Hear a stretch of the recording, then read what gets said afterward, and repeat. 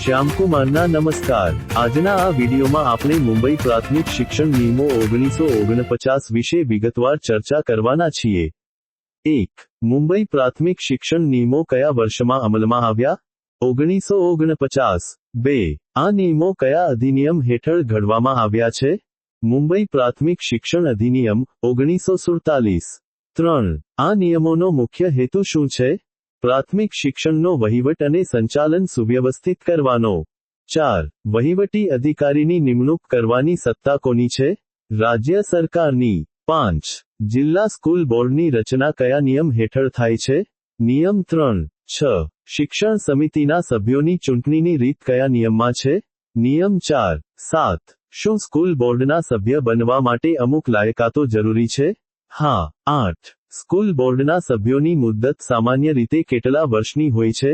5 વર્ષ। 9. સ્કૂલ બોર્ડના અધ્યક્ષની ચૂંટણી કોણ કરે છે? ચૂંટાયેલા સભ્યો। 10. વહીવટી અધિકારી સ્કૂલ બોર્ડના શું ગણાય છે? પદની રૂએ સેક્રેટરી।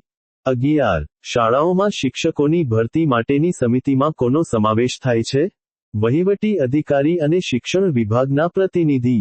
12. પ્રાથમિક શિક્ષકોની લાયકાત કયા પરિશિષ્ટમાં દર્શાવેલી છે? પરિશિષ્ટ 13। શું આ નિયમો મુજબ ખાનગી શાળાઓને માન્યતા આપવાની જોગવાઈ છે? હા। 14. માન્યતા માટેની અરજી કોને કરવાની હોય છે? વહીવટી અધિકારીને। 15. માન્યતા આપતા પહેલા શાળાનું નિરીક્ષણ કોણ કરે છે? કેળવણી નિરીક્ષક। 16. શાળાઓને અપાતી ગ્રાન્ટ અનુદાનના નિયમો કયા છે? ગ્રાન્ટ ઇન એડ કોડ મુજબ। 17. ગ્રાન્ટ મેળવવા માટે શાળાએ કેટલા ટકા હાજરી જાળવવી પડે? નિયમ મુજબ નિર્ધારિત ટકાવારી। 18. શાળામાં પ્રવેશ માટે કયું પ્રમાણપત્ર અનિવાર્ય છે? જન્મ તારીખનો દાખલો। 19. શું મફત શિક્ષણની જોગવાઈ આ નિયમોમાં છે? હા, ફરજિયાત શિક્ષણના વિસ્તારોમાં। 20. શાળા છોડ્યાનું પ્રમાણપત્ર LC કોણ આપી શકે? શાળાના આચાર્ય। 21. શિક્ષકોની બદલી માટેના નિયમો કયા પ્રકરણમાં છે? પ્રકરણ 7। 22. શિસ્તભંગ બદલ શિક્ષકને કઈ સજા થઈ શકે? દંડ, ઇજાફો રોકો કે બરતરફી। 23. તપાસ સમિતિની રચના કોણ કરે છે? વહીવટી અધિકારી। 24. શું શિક્ષક સજા વિરુદ્ધ અપીલ કરી શકે? હા। 25. અપીલ કરવા માટેની સમયમર્યાદા કેટલી છે? 30 દિવસ। 26. પ્રાથમિક શિક્ષણ ફંડની રચના કયા નિયમ હેઠળ થાય છે? નિયમ 150। 27. આ ફંડમાં નાણાં ક્યાંથી આવે છે? સરકારી ગ્રાન્ટ અને સ્થાનિક વેરામાંથી। 28. સ્કૂલ બોર્ડનું બજેટ કોણ મંજૂર કરે છે? રાજ્ય સરકાર। 29. શાળાઓમાં રજાઓનું લિસ્ટ કોણ તૈયાર કરે છે? જિલ્લા શિક્ષણ સમિતિ। 30. વર્ષ દરમિયાન ઓછામાં ઓછા કેટલા કલાક શિક્ષણ કાર્ય થવું જોઈએ? નિયમ મુજબ નિર્ધારિત કલાકો। 31. અધિકૃત પાલિકા કોને કહેવાય? જે પોતાના વિસ્તારમાં શિક્ષણનો વહીવટ કરવા સક્ષમ હોય। 32. બિન અધિકૃત પાલિકા ના કિસ્સામાં વહીવટ કોણ કરે? જિલ્લા સ્કૂલ બોર્ડ। 33. ફરજિયાત શિક્ષણ લાગુ કરવા માટેની નોટિસ કોણ આપે? રાજ્ય સરકાર। 34. વાલી જો બાળકને શાળાએ ન મોકલે તો કયો નિયમ લાગુ પડે? ફરજિયાત શિક્ષણના નિયમો। 35. શું દંડની રકમ શિક્ષણ ફંડમાં જમા થાય છે? હા। 36. કેળવણી નિરીક્ષકનું મુખ્ય કાર્ય શું છે? શૈક્ષણિક ગુણવત્તા તપાસવી। 37. વહીવટી અધિકારી ને ટૂંકમાં શું કહેવાય? AO। 38. શાળા મકાનના બાંધકામ માટે ગ્રાન્ટ કોણ આપે? રાજ્ય સરકાર। 39. શું શાળામાં ધાર્મિક શિક્ષણ ફરજિયાત આપી શકાય? ના। 40. સ્ત્રી શિક્ષકોની નિમણૂક અંગે શું જોગવાઈ છે? કન્યા શાળાઓમાં પ્રાધાન્ય। 41. ગ્રામ્ય શિક્ષણ સમિતિની રચના કોણ કરે છે? પંચાયત। 42. આ સમિતિના અધ્યક્ષ કોણ હોય છે? સરપંચ અથવા ચૂંટાયેલા સભ્ય। 43. શાળાના રેકોર્ડની જાળવણીની જવાબદારી કોની છે? આચાર્યની। 44. મસ્ટર રોલ એટલે શું? હાજરી પત્રક। 45.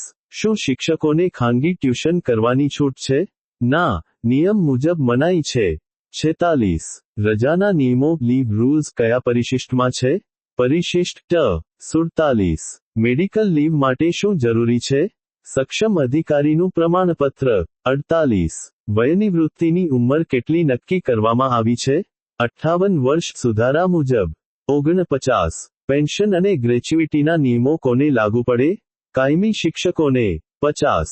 પ્રોવિડન્ટ ફંડ પીએફના નિયમો કયા પ્રકરણમાં છે? પ્રકરણ 10. 51. શૈક્ષણિક વર્ષની અવધિ સામાન્ય રીતે કયા મહિનાથી શરૂ થાય છે? જૂન મહિનાથી. 52. પ્રાથમિક શાળામાં વર્ગ દીઠ વિદ્યાર્થીઓની સંખ્યા કેટલી નિર્ધારિત છે? સામાન્ય રીતે 40 વિદ્યાર્થીઓ. 53. શાળાના ભૌતિક સાધનો અને ફર્નિચરની યાદી કયા નિયમમાં છે? નિયમ 70. 54. શું શાળાઓમાં શારીરિક શિક્ષણ પીટી ફરજિયાત છે? હા. 55. સ્કાઉટ અને ગાઈડની પ્રવૃત્તિઓ માટે ગ્રાન્ટ મળી શકે? હા, નિયમ મુજબ જોગવાઈ છે. 56. શાળામાં પુસ્તકાલય રાખવા અંગેનો નિયમ કયો છે? શૈક્ષણિક સુવિધાઓના ભાગરૂપે તે અનિવાર્ય છે. 57. વિદ્યાર્થીઓના સ્વાસ્થ્યની તપાસ માટેની શું જોગવાઈ છે? વર્ષમાં ઓછામાં ઓછી એકવાર તબીબી તપાસ.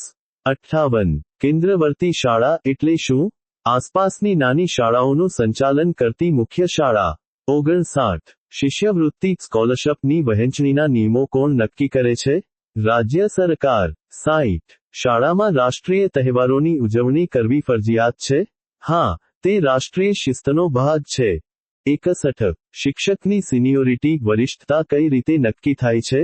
નિમણૂક તારીખ અથવા હાજર તારીખ મુજબ. 62. પ્રોબેશન પીરિયડ તાલીમી સમયગાળો કેટલા વર્ષનો હોય છે? સામાન્ય રીતે 2 વર્ષ. 63. શું પ્રોબેશન દરમિયાન શિક્ષકને છૂટા કરી શકાય?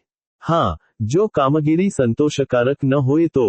64. રાજીનામું આપવા માટે શિક્ષકે કેટલા સમય પહેલા નોટિસ આપવી પડે?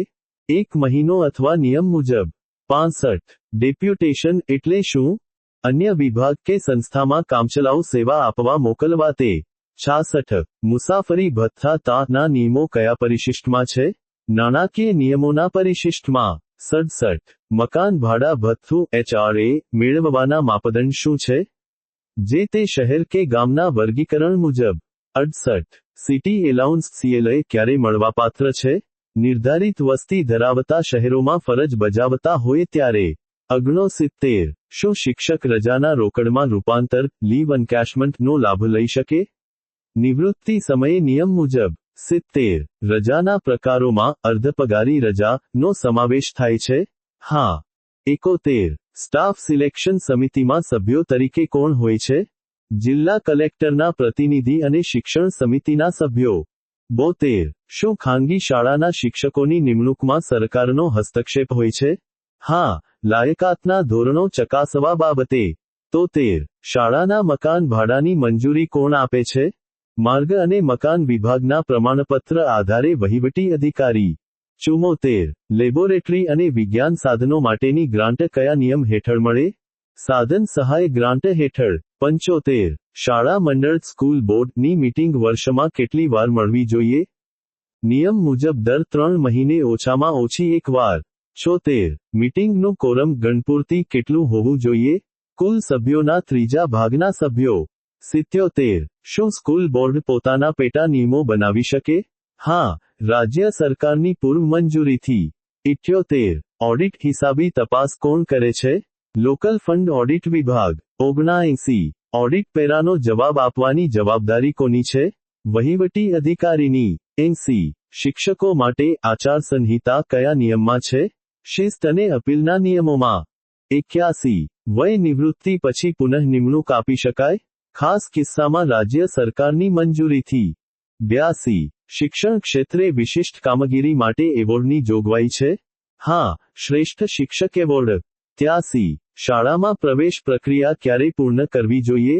શૈક્ષણિક વર્ષ શરૂ થયાના 1 માસમાં. 84. વય અંગેના વિવાદમાં કયો પુરાવો આખરી ગણાય? જન્મ નોંધણી રજિસ્ટરનો ઉતારો. 85. શાળાઓમાં મધ્યાહન ભોજન મિડ ડે મીલ અંગેના પૂરક નિયમો કયા છે? તે અલગ વહીવટી આદેશો દ્વારા સંચાલિત છે. 86. શું શાળાના મેદાનનો ઉપયોગ બિન શૈક્ષણિક હેતુ માટે થઈ શકે? ના, સામાન્ય રીતે મનાઈ છે. 87. પ્રોવિડન્ટ ફંડ પર વ્યાજનો દર કોણ નક્કી કરે છે? રાજ્ય સરકાર. 88. શિક્ષકોની સેવાપોથી સર્વિસ બુક કોણે નિભાવવાની હોય છે? વહીવટી અધિકારીની કચેરીએ. 89. ખાનગી શાળા બંધ કરવા માટે કેટલા સમય પહેલા જાણ કરવી પડે? એક શૈક્ષણિક વર્ષ અગાઉ 90 ગેરકાયદેસર રીતે વસૂલાતી ફી અંગે કયા પગલાં લઈ શકાય? માન્યતા રદ કરવી અથવા દંડ.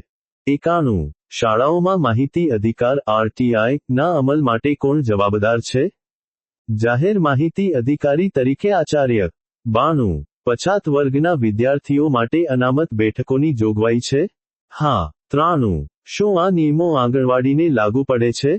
ના, આ નિયમો માત્ર પ્રાથમિક શાળાઓ માટે છે. 94 કન્યા કેળવણી માટે કયા વિશેષ પ્રોત્સાહનોની જોગવાઈ છે? વિદ્યાલક્ષ્મી બોન્ડ વગેરે પૂરક નિયમો મુજબ. 95 શાળા સમયમાં ફેરફાર કરવાની સત્તા કોની છે?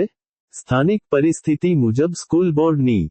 96 સરકારી શાળા અને ગ્રાન્ટેડ શાળા વચ્ચેનો મુખ્ય તફાવત શું છે? માલિકી અને વહીવટી તંત્રનો. 97 એજ્યુકેશન સેસ શિક્ષણ વેરો ક્યાં જમા થાય છે? સરકારી તિજોરીમાં. 98 આ નિયમોમાં સુધારો કરવાની સત્તા કોની પાસે છે? ગુજરાત વિધાનસભા અગાઉ મુંબઈ વિધાનસભા.